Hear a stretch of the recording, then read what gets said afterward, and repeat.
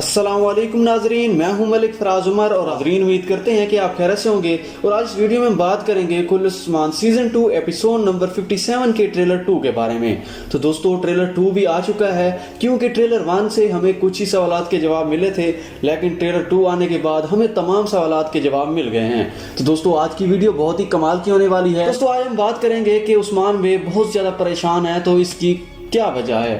और दोस्तों इसके साथ साथ हम आपको ये भी बताएंगे कि शेख अदवाली साहब कहते हैं कि आप उमर बे की बेटी से यानी मलन से शादी कर लें, इस मसले का हल यही है। तो ये मसला कौन सा है। और दोस्तों इसके साथ साथ हम आपको ये भी बताएंगे कि आगे तोगाई क्या करने वाला है।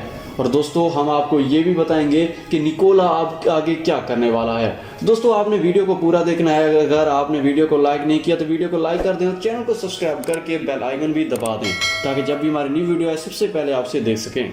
तो दोस्तों बात ऐसी है कि उस्मान बे अब चारों तरफ से फंस चुका है, क्योंकि आपको पता है कि उस्मान बे के बहुत ज्यादा दुश्मन हैं। और दोस्तों दुश्मनों के साथ साथ उनके जो दोस्त हैं वो भी उनके मुखालिफ ही काम करते हैं, जैसा कि उमर बे।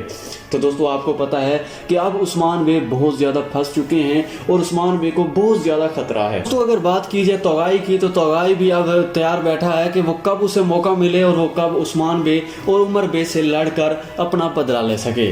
और दोस्तों आपको पता है कि तोगाई को आजकल बहुत ज्यादा ताकत में दिखाया जा रहा है और ऐसा हो सकता है कि बहुत ज्यादा नुकसान हो जाए। और दोस्तों उसके साथ साथ दोस्तों हम आपको पहले बता चुके हैं कि वो तोगाई ही है जिसकी वजह से उस्मान बे के दोस्त यानी उमर बे को शहीद किया जाएगा। तो दोस्तों अब मामला बहुत ज़्यादा गंभीर हो चुका है, क्योंकि आपको पता है कि उमर बे भी अब रुकने वाले नहीं हैं। वो उस्मान बे से कह रहे थे कि मैं तोगाई से बदला लूँगा।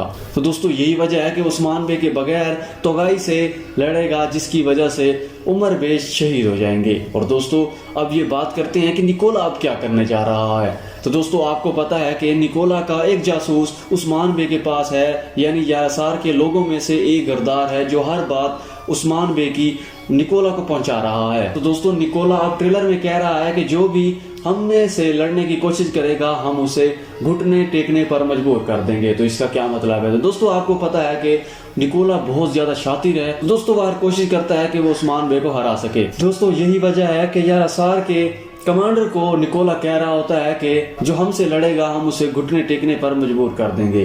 तो वो कौन है। तो दोस्तों आपको पता है कि उस्मान बे ही है, क्योंकि उस्मान बे ने यासार के लोगों को पनाह दी हुई है और यही बात निकोला को बिल्कुल भी पसंद नहीं है। और यही वजह है कि वो भी अब प्रोग्राम बना रहा है वो किसी न किसी तरीके से उस्मान बे को नुकसान पहुंचाया जाए।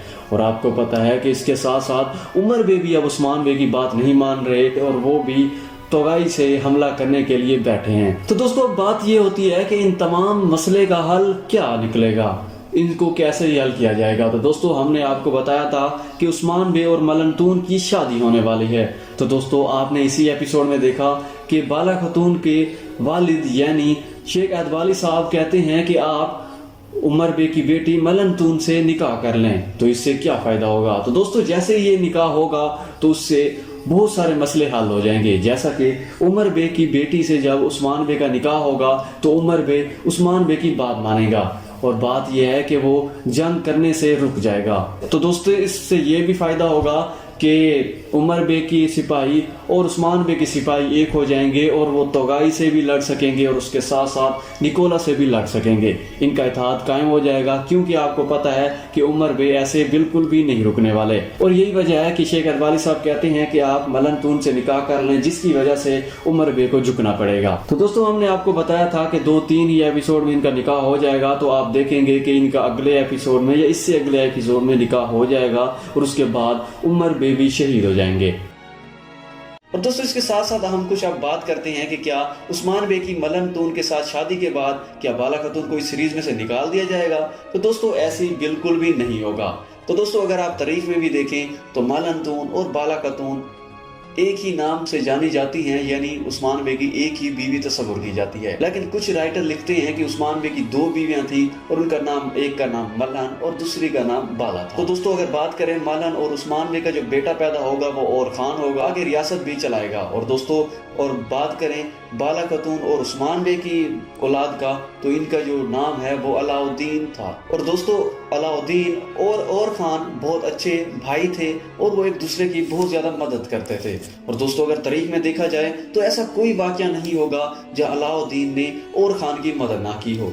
यही दोस्ती और भाईचारे की मिसालें पूरी बुक्स में भरी पड़ी हैं और यही वजह थी कि और खान और अलाउद्दीन एक दूसरे के अच्छे भाई के साथ वो अच्छे दोस्त भी थे और वो हर मामले में एक दूसरे की मदद करते थे, जैसा कि स्वाजी बे और उस्मान बे थे। और दोस्तों इसके साथ साथ हम आपको ये भी बता दें कि बाला खातून इस सीरीज को छोड़कर नहीं जाएंगी, उन्हें भी आप देख सकेंगे और मलन तून की औलाद के बाद आप बाला खातून की भी औलाद देखेंगे।